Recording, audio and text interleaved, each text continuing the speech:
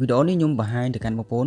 ពីការដកលុយពី TikTok ដែលខ្ញុំរកបានដូចជាខ្ទង់$20ជាងដែរបាទអញ្ចឹងខ្ញុំចូលទៅកាន់ TikTok Studio របស់ខ្ញុំបាទខ្ញុំនឹងបង្ហាញចំណុចទឹកលុយគឺខ្ទង់$20 60សេនឬមួយ$21ហ្នឹងខ្ញុំចុចលើហ្នឹងមកហើយនេះគឺជាលុយដែលខ្ញុំរកបានពី TikTok Shop ដែលជា TikTok ដែលយើងលក់អវ៉ាន់នៅក្នុងហ្នឹងណាយើងអាច earn commission បានពីការលក់ product អីចឹងទៅបាទតែវាសម្រាប់តាមអ្នករស់នៅអាមេរិកទេដែលវា invite យើងឲ្យរកលុយជាមួយនឹង TikTok Shop មុខងារខាងក្រោម$1.30សេននេះគឺជាការរកលុយតាមរយៈវីដេអូដែលយើងផុសវីដេអូទៅមានអ្នកមើលអីយើងទទួលបានលុយហ្នឹងបាទហ្នឹងគឺជា TikTok គេហៅថា Creator Reward Program អូខេអញ្ចឹងខ្ញុំត្រឡប់ក្រោយវិញខ្ញុំនឹងធ្វើការដកលុយដែលខ្ញុំរកបានពី TikTok Shop ឬមួយក៏ការលក់អវ៉ាន់របស់ខ្ញុំដែលទទួលបាន commission បាទអញ្ចឹងខ្ញុំចុចទៅលើចំនួនទឹកលុយ$20.60សេនហ្នឹងបាទហើយ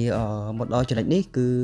យើងអាចមើលប្រវត្តិនៃការលក់អីបាន earning history បាទ affiliate order បាទ affiliate commission rule អីចឹងណាបាទអញ្ចឹងខ្ញុំនឹងបង្ហាញពីការដកតែម្ដងខ្ញុំចុចទៅលើ withdraw នៅក្នុងនេះបាទឃើញខ្ញុំមាន balance $20.60សេនហ្នឹងបាទហើយបន្តមកចាំបន្តិចបាទវានឹងអាចដកទៅកាន់ PayPal សម្រាប់ខ្ញុំបាន link ឬមួយក៏បានភ្ជាប់ជាមួយ PayPal ហ្នឹងបាទនេះគឺខ្ញុំបានភ្ជាប់វាជាមួយនឹងកាន់នៃ PayPal ហើយបើសិនជាបងប្អូនចង់ add បន្ថែមយើងអាច add បានតែខ្ញុំ add ហើយខ្ញុំអត់ add បន្ថែមអីទៀតទេបាទនេះយើងអាច add payment method ទៅអញ្ចឹងសម្រាប់ការ earning ពី commission គឺវាទាមទារឲ្យយើងបំពេញទឹកលុយក្នុងការដកអញ្ចឹងណាវាអត់ដល់ខែទៅយើងដកអីចឹងដូចដែលរកបានពី Creator Reward Program ទេដែលយើងរកបានពីការលក់ផលិតផលគឺយើងរកបានគឺយើងស្នើសុំដកទៅហើយចំនួននៃការដកគឺចាប់ពី$2ឡើងទៅបាទ$2រហូតទៅដល់$10,000អីចឹងទៅបាទហើយយើងនឹងទទួលបាននេះលុយហ្នឹងគឺចាប់ពី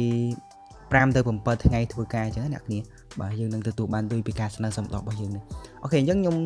សុំដកទាំងអស់ខ្ញុំ withdraw all តែម្ដងបាទហើយបន្ទាប់ពីខ្ញុំ withdraw all ហើយខ្ញុំចុចកន្លែងនេះតែម្ដងបាទគឺកន្លែង withdraw now នេះបាទចុចលើហ្នឹងមកគឺយើងស្នើសុំដកលុយហើយអញ្ចឹងខ្ញុំចុចទៅលើ withdraw now ហ្នឹងអូខេអញ្ចឹងវាកាត់ free ដែរដូចជា$1ចុចបាទវាកាត់ free ដូចជា$0.15សេនអញ្ចឹងយើងទទួលបាន$2.49សេនអូខេ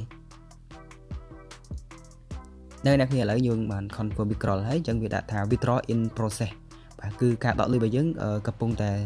process ហើយអញ្ចឹងនៅពេលដែលដកជោគជ័យគឺវានឹង complete បាទបន្ទាប់យើងដកដូចជាអត់ចាំយូរទេបាទដកភ្លាមដូចជាចូលភ្លាមទេត្បិតតែវាដាក់នៅក្នុងហ្នឹង5ទៅ7ថ្ងៃធ្វើការបានតែជាក់ស្ដែងគឺខ្ញុំដកភ្លាមគឺបានភ្លាមបាទអញ្ចឹងនេះ16 ផនបាទវាគិតជាលុយផនតែខ្ញុំប្រើ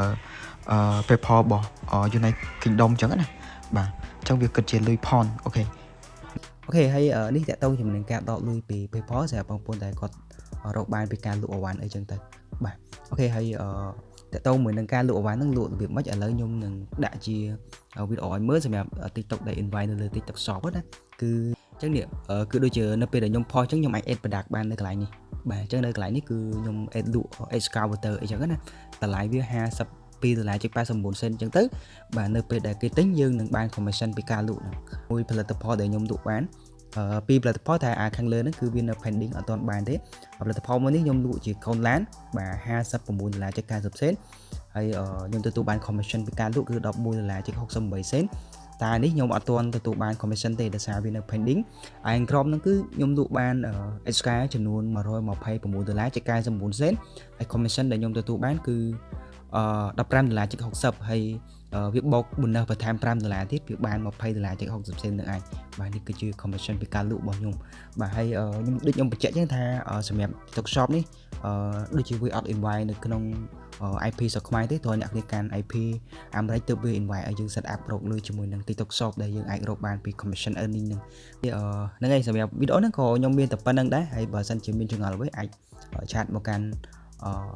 Telegram channel របស់ខ្ញុំមកបាទអាចសួរនាំខ្ញុំបន្ថែមឬមួយក៏ Telegram group ខ្ញុំដាក់នៅខាងក្រោមវីដេអូ description ហើយសម្រាប់វីដេអូរបៀបបង្កើត TikTok រកលុយគឺខ្ញុំមានហើយចាំបងប្អូនអាចទៅមើលវីដេអូចាស់របស់ខ្ញុំបាទ